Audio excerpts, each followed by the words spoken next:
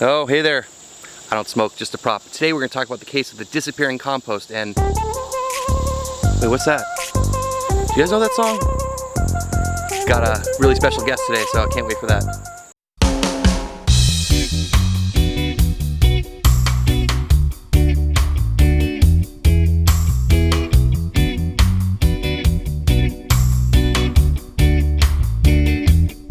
So what I want to talk about today is the deep compost mulch system that I have going on and some other farmers do, but more specifically how it's working for me and being in the South and how the environment here is playing into that.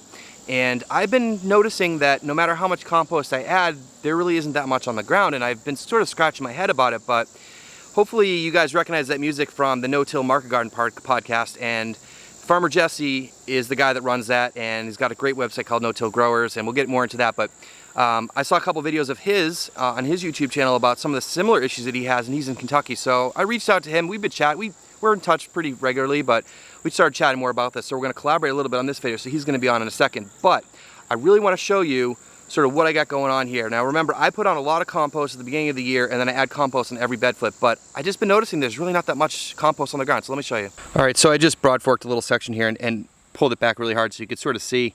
So we have solid red clay here as our native soil, and you can sort of see the compost layer on top, but you know, considering how much compost I've been adding, I'm just always surprised at how much less there is than I think there should be. And so yeah, we're gonna get into that today, why we think that's happening, and also, you know, what we might be able to do about it moving forwards. Yeah, what's up, man? How's the family? Hey man, yeah, things are good over here. My boys just started 3rd grade. It's been crazy hot, just trying to get through the summer. So Jesse, what have you been noticing about compost on your beds? Dude, I am witnessing basically the exact same thing. Basically, we've been putting on about 4 to 6 inches of compost every spring, but I've noticed that by the middle of the summer, there's not much left. In fact, let me show you. So this plot here, this was our garlic, and we put on, I don't know, roughly 6 inches in the fall, and now, and it was pretty much gone by the spring, but it is almost entirely gone. But now you can see it's almost entirely gone. There's our fall carrots are coming through it, but it was almost entirely gone by the spring anyway.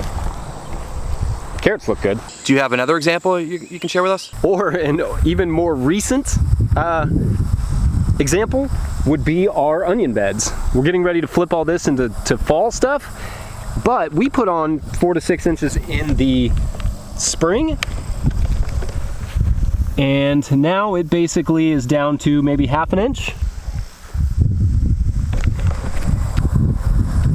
And that was just a few months ago. It's July right now. So yeah, here on my farm, I added about 5 or 6 wheelbarrows per bed to start the season, and these are 50-foot beds, and I actually add 2 wheelbarrows on every bed flip, and I use a lot of high rotation crops. There's a lot of compost going down on the beds, and I've bought about 40 yards of compost already this year, and it is not cheap, but it is amazing quality, so I know that it's worth it. But it takes a lot of labor as well, and you know, a lot of wheelbarrowing around compost gets old after a while. So, what do you think is going on here? Yeah, what's happening to it, right? That's the big question here, is when you hear a lot of the other no-dig growers, or like Charles Dowding, who we love, who's been on the podcast, Richard Perkins, also on the podcast, Singing Frogs Farm, not to get redundant, also on the podcast, they all do a similar system where they're adding a bunch of compost at the beginning of the year, and that's mostly their system. In fact, I think even Charles Dowding told me in our interview that he only adds it once a year. We haven't really been able to do that because it just basically disappears by the middle of the summer.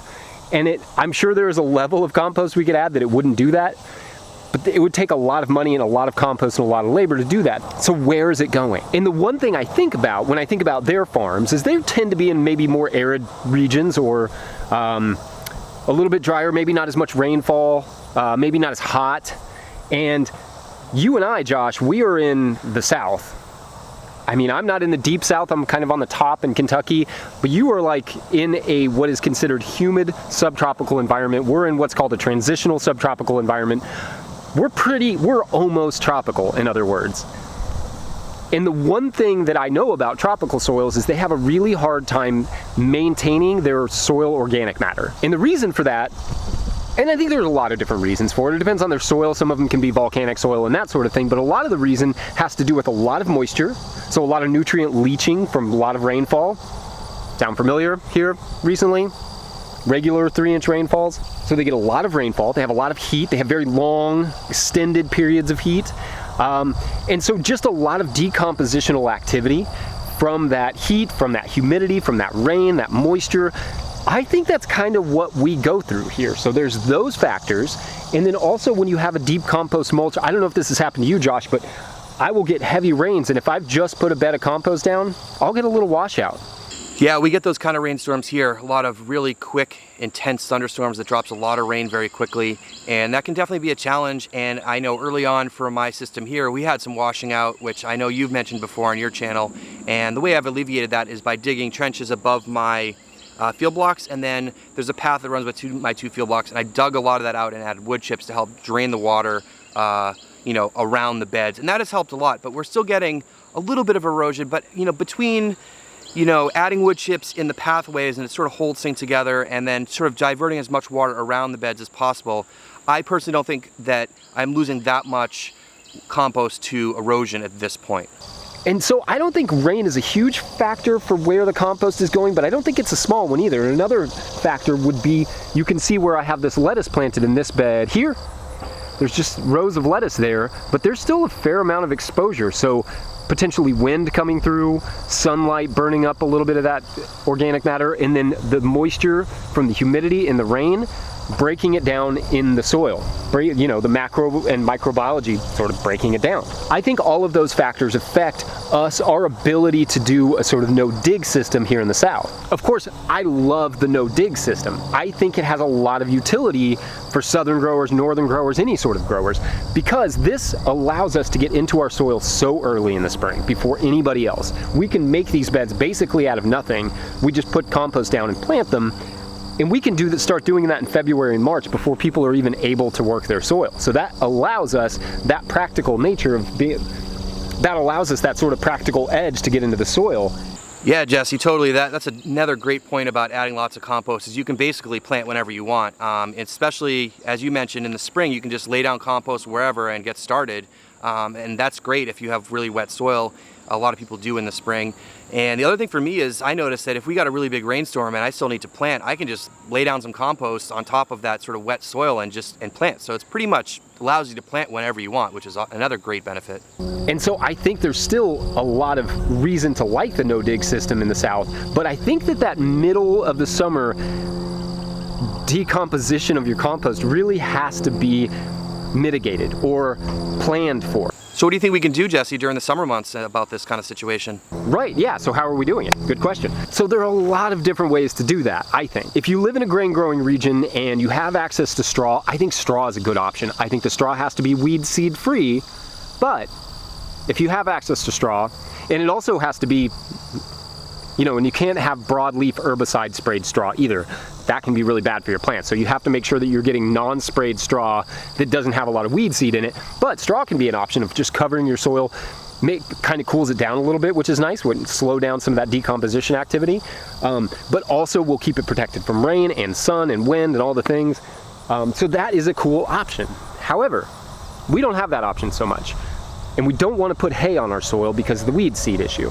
I know you're a big proponent of cover crops. Can you talk a little bit more about that? Below me here, these beds here, that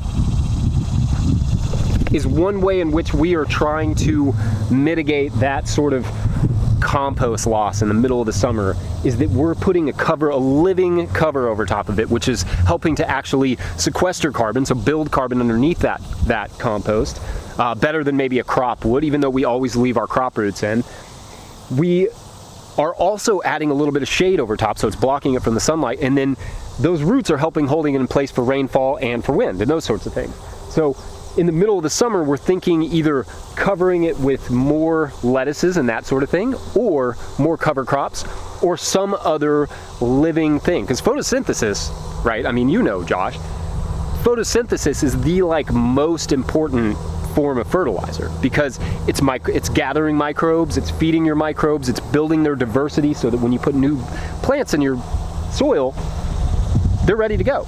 As I've probably mentioned in other videos before, I haven't been using cover crops, not because I don't think they're valuable, but because I don't have a lot of beds, and so generally, until recently, all my beds are just full of cash crops, and that is sort of acting as a cover crop because I'm still getting the ground cover, active soil biology from the plants, photosynthesizing, all that stuff. So anyway, that's kind of what we're doing.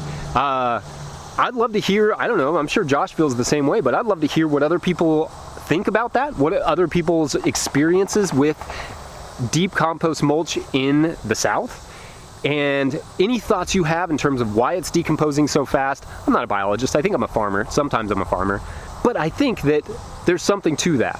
I haven't seen a lot of content out there from farmers in the South or Southeast using systems like this, and I know, Jesse, you do a lot of trialing and experimenting in your farm with no-till methods, which is unbelievable, and I think you've learned so much and shared so much with everyone, which is great.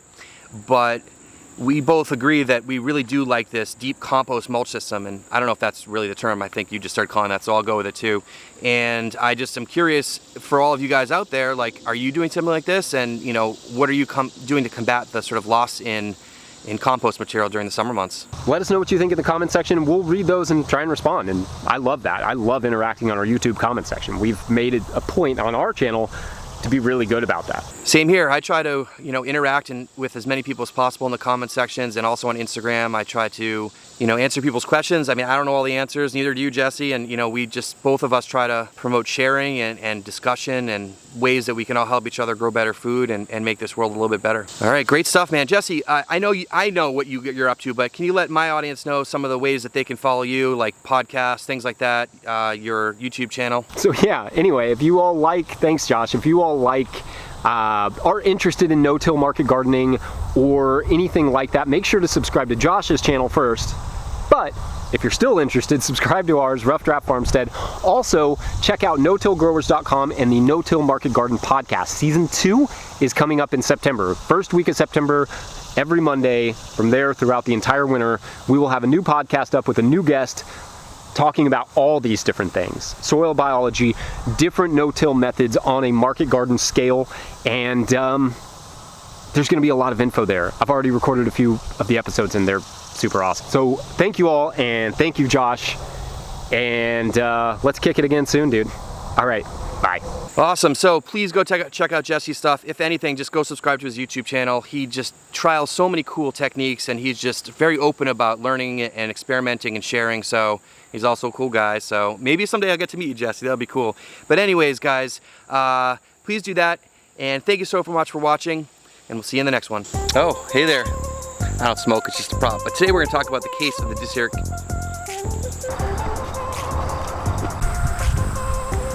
He's more even over and over here recently. Regular 3-inch rainfalls, regular 3-inch rain events. That, you guys know that Compost, and I've heard the term compost.